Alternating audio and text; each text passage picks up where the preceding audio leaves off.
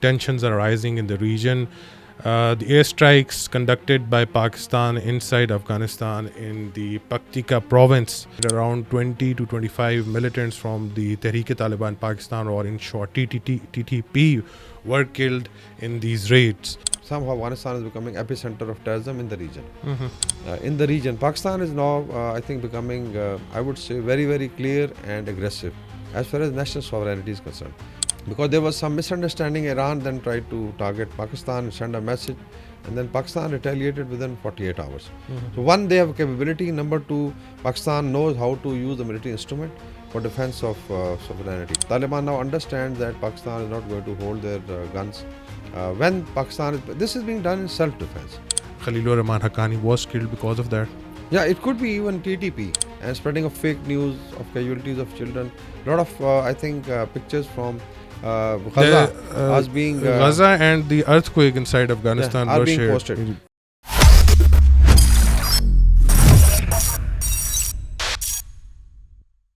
Greetings everyone and welcome back to the TFT Perspective. Viewers, news coming from the Pakistan-Afghanistan border. Tensions are rising in the region.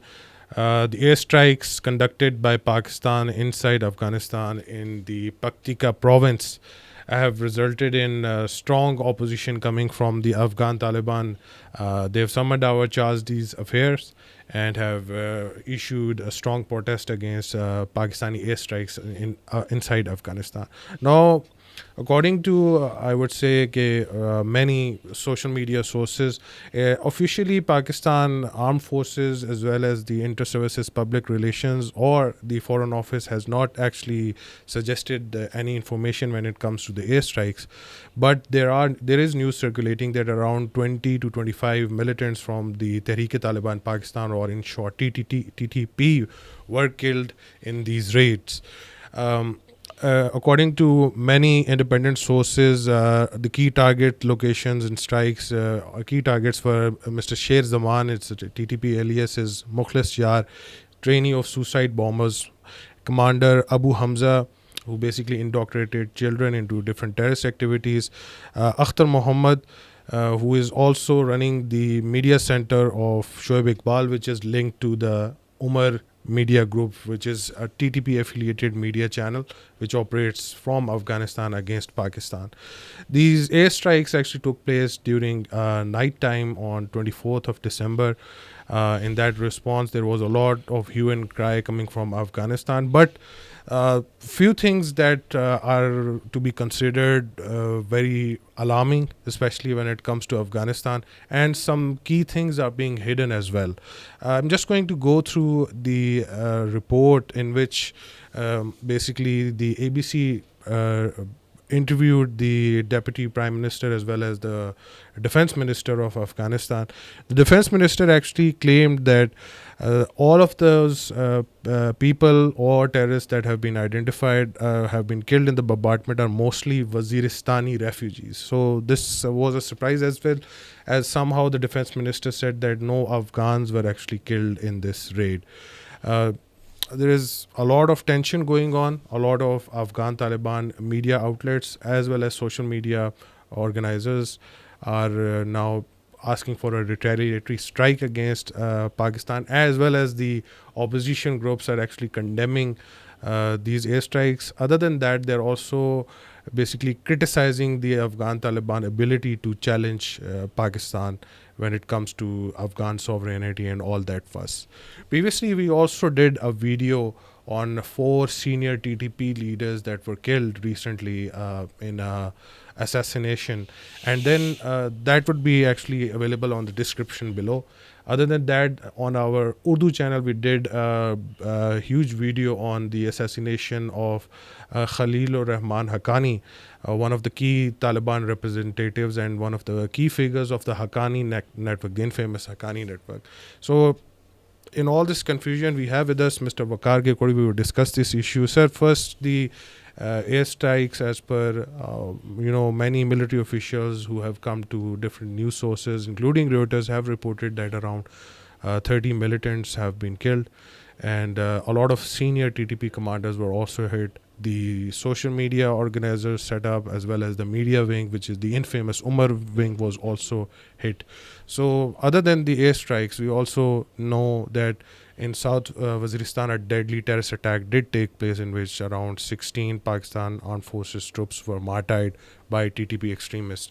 So, how do you foresee in the upcoming days the tussle between the Afghan Taliban in keeping their heads and shoulders up when it comes to managing Afghanistan and keeping a close eye on Pakistan?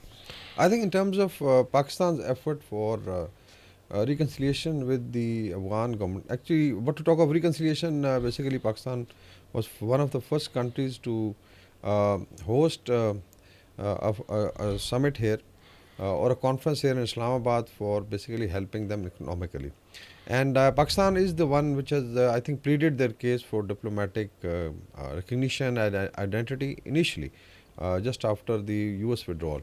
And if you look at the movement of Afghans, 300,000 Afghans come and go from Pakistan every month. And Afghan transit trade is still open. But on the issue of terrorism, I think Pakistan has been right from the day one in Taliban 2's government have been emphasizing that they need to actually shut down these terrorist networks. And there was also some news that probably they will be shifted to central Afghanistan beyond Ghazni. But somehow, despite all the dossiers which were shared by, and these were shared at different levels, like diplomatic levels, you had high level delegations going to Afghanistan from Pakistan, including the defense minister. And now a special envoy has also And visited. now the special envoy has again been reappointed, Mr. Sadiq, who is, I would say, a very seasoned diplomat who knows Afghanistan, I think, more than anybody else in Pakistan. And somehow he's also comfortable with the Taliban leadership in Kabul. And so it means that a last-ditch effort is also being made to, reopen the diplomatic channels. Otherwise, last 1 year was very cold. Almost it had frozen the relationship at government-to-government level. The other is effort at regional level. Pakistan has also brought the region, and they also, I think, identify that somehow Afghanistan is becoming epicenter of terrorism in the region. Iran is suffering. You have a threat to Chinese interest in Pakistan as well as threat to Xinjiang province. Then there, I think, definitely there are groups which want, let's say, spread the terrorism in Tajikistan, Uzbekistan, and right up to, I would say, Russian Federation. And the ISIS attacks which took place in Russia were again linked to Kabul. So it means that all the efforts had been made. But as far as Pakistan's sovereignty is concerned, now it can't be that the TTP comes here and their every move is recorded, and even at times Taliban are warned that they should basically stop them on the before crossing the border. They are providing logistics, and if you've seen some of their attacks, even the social media, I would say, related to even Taliban mainstream in Afghanistan would support them. And then you simply denied that there is no such thing as TTP. So all told, I think this was, I would say, the calculated move. Pakistan has done it earlier also. On 18th of March, there was a strike in Khost and then Barmal district, again Paktika province. This was again related to an earlier attack by them in North Waziristan. In South Waziristan. At that time. At that time it was, I think, in North Waziristan. Oh, okay. And again this was Gul Bahadur group of the TTP, because they have some of the sections which is one of the most violent. So, and if you look at the overall, I think, use of military instrument in the region, Pakistan is now, I think, becoming, I would say, very, very clear and aggressive as far as national sovereignty is concerned. So it's not only Afghanistan, which may appear to be a weaker force or a weaker country or a regime, even India. Look at swift retort, despite Indian asymmetric, I would say, size. Or even Iran. And then we come to Iran also, like the operation was Maghbar Samachar. This happened on, I think, 18th of January this year. Because there was some misunderstanding, Iran then tried to target Pakistan and send a message. And then Pakistan retaliated within 48 hours. So one, they have a capability. Number two, Pakistan knows how to use the military instrument for defense of sovereignty. And even if you look at this strike, there are reports coming that probably the aircraft did not cross the border. and this was done to standoff weapon systems and maybe loitering ammunition. Mhm. We are not very clear because still the reports are coming, and the entire reaction of the, let's say, happening of the strike came from Afghanistan. So Pakistan officially kept quiet. This is another way to basically communicate it to the other side that enough is enough, and now it's been confirmed by I would say a lot of international news agencies.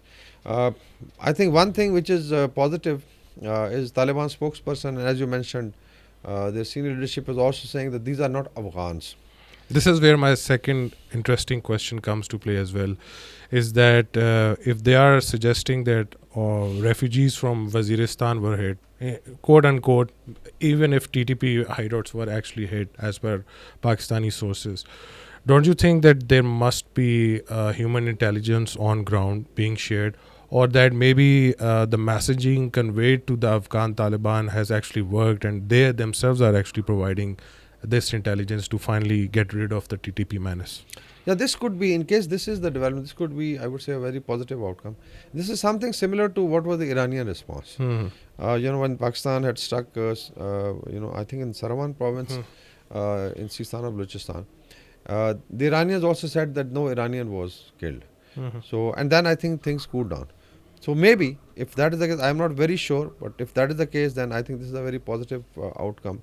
That one, Taliban now understands that Pakistan is not going to hold their guns.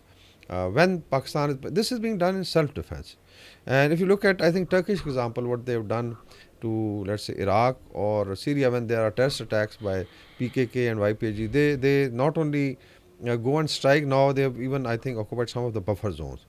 And I'm not suggesting it, but maybe someday, in case it continues, Pakistan may think of that strategy to actually sanitize the area and take on those, let's say, lodgement pads which are used by, because there are definitely specific places from where, and if you look at the provinces from where normally TTP would strike, right from north, you start from, let's say, Kunat, Nangarhar, Or are then mostly bordering Bordering provinces. Pakistan, Yeah. Paktia and Khos and now Paktika. At a time, in Balochistan also. So because the area is difficult, there are passes, but these definitely can be, I think, responded. So one thing is there. The other is also a message to the sub-nationalist and ethno-fascist groups in Pakistan, like PTM. Today, in case Afghan government feels that, okay, they are not Afghans, so where is that Pashtun card and all that? Mm. But the way social media has been churned, I have seen it. One, of course, we were expecting a response from India. It came because a lot of handles are, I think, operating from India. Mhm. And they have trained, people in Dari, Pashto, as well as Urdu. They would come and they pose as Afghans and they will try to actually, I think, put oil on the fire or fuel on the fire. The other is definitely response coming from within Afghanistan, the TTP social media outlets. And there's also response coming from joint resistance also Yeah. from the north. I think somebody was attributing it to Ahmed Masood that probably they have appreciated it that terrorism has no place, and they would like Pakistan to do further damage to terrorists inside Afghanistan. And then we'll come to those challenges that Afghan Taliban Yeah. are This asking. is. I'll just add one more Yeah. point is that unfortunately even some of the I would say one of the I would say social media outlets of Pakistan's own political party is also joining the same chorus. Mhm. And unfortunately, we've seen Adil Raja trying to basically let's say display sympathy, and he is the darling of PTI to the Taliban. And he's saying that they were, let's say, stabbed back when, let's say, Ambassador Sadiq completed his entire, 3 days of. He went there to also, I think, pay condolences Mhm. to Sirajuddin Haqqani for shahadat of his uncle. And then, of course, he has met people in Kabul. And Adil Raja forgot that I think almost 24 hours before the visit, because visit was known, TTP conducted this terrorist attack inside Pakistan in South Waziristan and martyred 16 of our brave soldiers. So, who is stabbing whom back? I think in case Taliban or let's say TTP was now trying to scuttle or let's say conveying a message that Pakistan can be stuck also and still they'll talk. No. Pakistan has also communicated that we can also talk and then strike also. And this has been done, I think, with a lot of planning, precision. And I'm sure Pakistan is ready for any response. If you look at the statements coming from some of the social media handles, or the official statement from Taliban or TTP. It is something very similar to what happened on 18th of March. Just after that, similar sentiment was coming that we will do this, and Afghanistan is graveyard of empires and all that. I think two empires which were smashed was with the support of Pakistan, mind you, Mm-hmm. and it was not only, let's say, Afghans themselves. So in case we have to, I think, move forward instead of listening to India or the hostile agencies who are funding them. Like Sarah Adams says, $87 million a week coming in cash. For what reason? On the other side, you want to defy the same superpower. So I think this is absurd. In case they want to move forward, I think they'll have to dismantle these factories. Otherwise, we don't have any issue with them. Mm-hmm. Exactly. And just like you mentioned that when it comes to Afghanistan-Pakistan relations, especially with the new regime, we all know that there is friction within the Afghan Taliban as well when it comes to the Haqqani group controlling the internal affairs, the interior ministry, as well as have connections with the defense ministry, and then the overall, I would say, the Amir of Afghanistan. They have frictions, especially on major policy shifts, especially when it comes to education and health. Um, in just 2 months alone, we witnessed like assassinations taking place against TTP commanders inside Afghanistan. Then we also saw that ISIS conveyed a message to the Afghan Taliban that they can hit them at their strongest. In fact, Mr. Sirajuddin Haqqani's uncle was actually, I would say, martyred in the capital Kabul, in the, I would say, presidential palace area, which is cordoned off quite well. And unless there is tensions between each other, this kind of attack would not have taken place so easily. So if that's the case when it comes to Afghan Taliban as a whole, maybe this position is true in a sense that this was, I would say, a message to Pakistan that yes, you can get rid of the TTP problem yourself within Afghanistan. Yeah, if you look at the Taliban challenges, definitely one is the internal factionalism. We know that Haqqani network, even if you look at liberation war against US, Haqqani network has paid the maximum price. And the current, I think, rule of Afghanistan is basically, I would say, is a product of Haqqani network's struggle. That's why they are so much, defamed in the West also and India. So it means that they definitely wanted a share of power where they could shape. And on the issue of cricket, sports, on women rights, on education of women, definitely they have a slightly better stance than the let's say Kandhari leadership. So there is one internal division, and then of course we add TTP, who tries to play the role of spoilers. So and then there are challenges related to what is happening inside Afghanistan from other factions, like Ahmad Massoud's joint resistance from the north, And then ISIS. ISIS. So it means that in case Taliban regime would like to survive and then rule also, but governing is becoming very difficult. There are economic challenges. Then they have to, I think, at least have good relation with the neighbors. And maybe I think this, let's say, uh, scenario or this thought that maybe there is some understanding that in order to get rid of TTP, Pakistan go and keep on hitting them, and then of course here within Pakistan, Afghanistan border, this side of Pakistan, we can keep on doing the let's say intelligence based operations, and then gradually weaken TTP, and maybe finally they are shifted somewhere. There is a definite relationship between TTP and TTA, because in this grey zone warfare, I don't think so you can really say black and white. Everything plays in the grey zone. So if that is the case, because Ambassador Sadiq's staying there and still talking to their senior leadership indicates that probably the response from Taliban was more in terms of information domain only, and also let's say to maybe they have I would Because say. why I say that is because it was the refugee minister who actually suggested movement of TTP elements and their families from bordering regions of Afghanistan and Pakistan to central Afghanistan. It was his plan actually, and TTP has close relations with the Afghan Taliban as well. I am pretty sure that they have given an oath of sovereignty to the current Oath of Amir as allegiance, yeah. oath of allegiance. So in that sense, they when it comes to internal strife as well, because as per a lot of open intelligence-based sources, they're suggesting that around 10 to 15,000 militants of the TTP do operate from Afghanistan against Pakistan. So one of the policy was that either you just go inside Pakistan, you cannot just stay here forever, or you have to pull back from that region. One of the key reasons behind it might be that Mr. Khalilur Rahman Haqqani was killed because of that. Yeah, it could be even TTP, because so far the ISIS has claimed, or ISKP. And then I think we should not forget about the Indian hand. They would like to spoil the relation. Even I think after this strike, the kind of response that has come from India, mainstream media, social media, and spreading of fake news of casualties of children.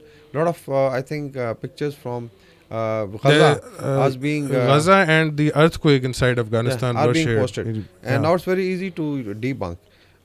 I think there is a point that one TTP would like to play the role of a spoiler, because they feel that they are leverage on both sides. In Afghanistan, Pakistan rests with, let's say, creating nonsense in Pakistan or conducting terrorist attack. And I'm sure if they're getting funding from, let's say, hostile agencies in the West or India, they'll be very happy, because that has been there, I think. So they have become hired guns. I think the main thing is the message for um, uh, uh, Taliban government in Kabul, that they have to realize that in case there are so many challenges, and in case this relationship, let's say, they up the ante and it further gets destabilized on Pakistan-Afghanistan border. Pakistan is a battle-hardened military, and in terms of technology, in terms of, I would say, even in terms of spirit of Islam, of faith, and training and everything, definitely we have an upper edge. But we not like it to go to that level. I think this should be a very clear message that terrorism has no space. And in case Afghanistan government claims, interim government, that there are no, let's say, TTP elements, so they are saying that these are not Afghans. Very clearly says that TTP does Yeah, there's exist there. a secret type of messaging between two governments. So that's it for today, folks. Please do leave a like and subscribe our channel. Thank you so much for watching us. Bye bye.